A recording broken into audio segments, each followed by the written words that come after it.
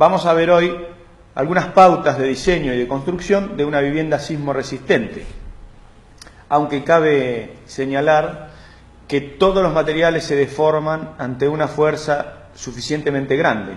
¿Qué quiero decir? Que si la violencia de un terremoto es lo suficientemente grande para romper el material, lo va a llevar al colapso. Pero podemos disminuir los riesgos tomando algunos recaudos en nuestra construcción. Vamos a ver las pautas de diseño.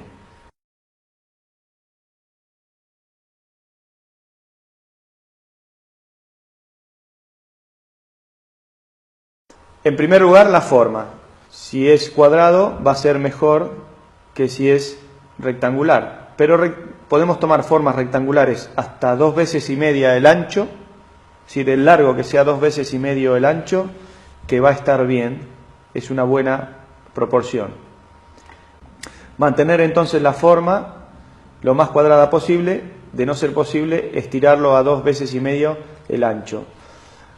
Otra cosa que no es muy conveniente es agregar volúmenes, por ejemplo. Esto funciona como 2 volúmenes diferentes y no como una estructura unida, que de ello se trata. Vamos a tratar de hacer una estructura lo más unida posible. Las aberturas también tienen una incidencia tremendamente importante y sería bueno si pueden ser todas del mismo tamaño, de forma repetitiva, y que puedas mantener plomos, es decir, que esta ventana quede a plomo con la de abajo.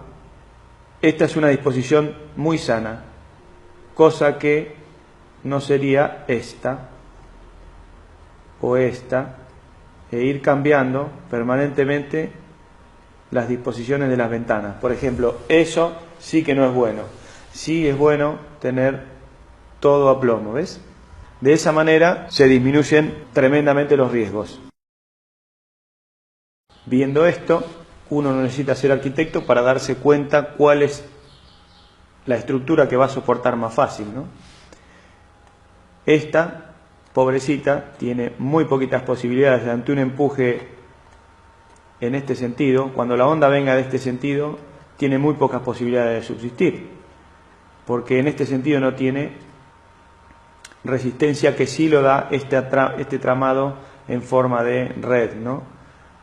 Mirá qué diferencia entre los dos diseños y, como te decía, no precisas ser arquitecto para darte cuenta cuáles de los dos ejemplos va a resistir más ante un movimiento. Otra cosa muy importante es que puedas repetir la misma trama en el piso siguiente y que todos los muros bajen a plomo con el muro de abajo, ¿ves? Sí, es claro. Todo esto es una estructura muy solidaria. Distinto es, y muy malo para el diseño, que tengas un muro ahí y otro muro ahí, por ejemplo. Esto no es bueno. Siempre es bueno mantener la línea, como en este caso, mantiene la línea vertical. Tampoco es una buena idea tener voladizos. Voladizos, es decir, estructuras que vuelen sin apoyo, ¿no? Esto no es bueno tampoco. Es mejor tratar de evitar todo tipo de voladizos y siempre tratar de mantener una estructura simétrica y muy bien arriostrada entre sí, que quede muy solidario. En cuanto al diseño estructural, te conviene hacer una estructura que sea sólida, que sea continua, que sea solidaria, que sea rígida, es decir, que tenga uniformidad de materiales. Todos estos detalles ayudan a la hora de soportar un movimiento. Un detalle importantísimo, unir todos los elementos entre sí, bases, columnas, vigas, encadenados, todo tiene que estar unido y arriostrado en pos del beneficio común de toda la construcción. Vamos a ir ahora a las pautas constructivas, pero antes, un pequeño detalle te quería comentar. Como norma general, a mayor peso, mayor riesgo. Imagínate tener un techo de losa encima de toda la construcción y que se mueva en este sentido. Toda esa tensión que provoca la losa se la va a transmitir a toda la estructura, con lo cual cuanto mayor peso, tenés un péndulo ahí arriba que es cada vez más peligroso, a mayores movimientos más peligroso. Imagínate ahora una estructura livianita, entonces a mayor movimiento no tenés tanto riesgo porque no transmite al resto de la estructura toda esa tensión que sí puede transmitir una losa que es mucho más pesada, ¿no? El segundo concepto es a mayor rigidez, menor riesgo. Lo primero que se rompe son las estructuras flexibles, es decir, todo lo que es cielo rasos o material de decoración, lo que se descascara fácilmente, pero no la estructura. Lo más rígido es lo que más va a soportar. Entonces, a mayor rigidez, menor riesgo. Y a mayor peso, mayor riesgo.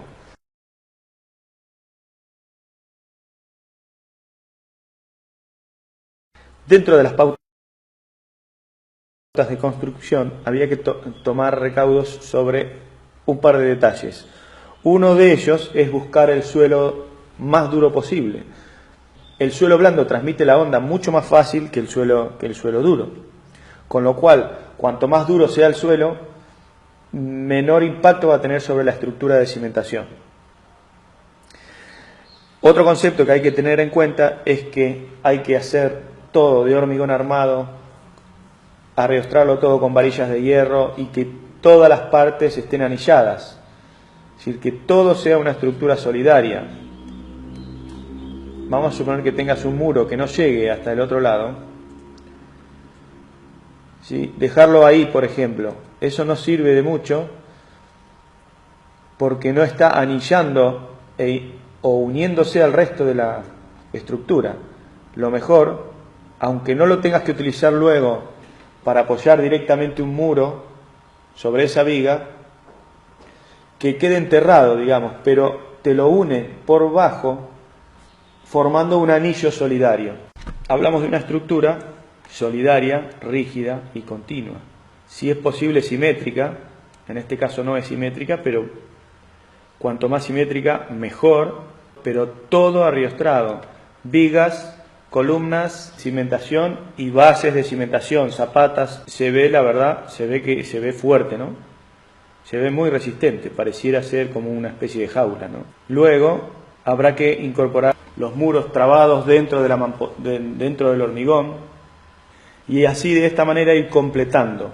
Una forma muy inteligente de hacerlo sería primero hacer el muro y después poner 2 tablas paralelas al muro para poder hormigonar la columna y llenar la columna después de hacer el muro. En cuanto a la altura de los muros, no deberían superar 13 veces el espesor, es decir, un muro que tenga 20 centímetros de espesor no debería ser mayor a los 2,60 metros para ya recibir un encadenado. En cuanto a las aberturas no deberían superar el 40%, entre el 35 y el 40% de la superficie total del muro. Esto es muy importante porque el vano queda muy perforado si no y queda muy susceptible al colapso.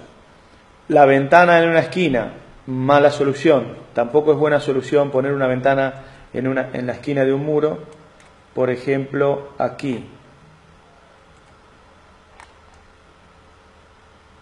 Si quisieras poner una ventana aquí, lo mejor sería separarse 60 centímetros de la esquina y a partir de ahí, como mínimo 60 centímetros, y a partir de ahí poder poner la ventana. No muy grande, como dijimos, no debemos superar el 40% de la superficie del muro. En cuanto a la cubierta, debe ser perfectamente arriostrada a las vigas, a la estructura de hormigón, tirantes muy cercanos entre sí, estamos hablando de 45-50 centímetros cada tirante entre sí, no más de eso. Habitualmente en una zona no sísmica se colocan a 60 centímetros, pero aquí a 45 centímetros es una buena medida. Y no hacer cubiertas pesadas, tratar de hacer una cubierta lo más liviana posible. Bien, aquí están, son pautas generales. Uno no intenta hacer el trabajo de un ingeniero, esto corresponde a la rama de ingeniería, claramente, y son ellos los que te van a orientar mucho más eficientemente. Te invito a que consultes con un ingeniero especialista en estos temas, pero ya con esto tenés una primera impresión sobre cosas que se deberían ir haciendo y recaudos para tener en cuenta.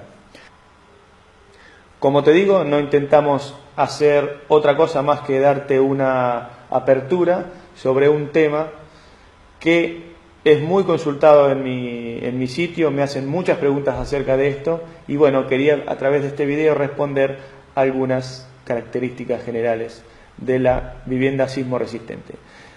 Eso ha sido todo y nos vemos en una próxima oportunidad. Chao.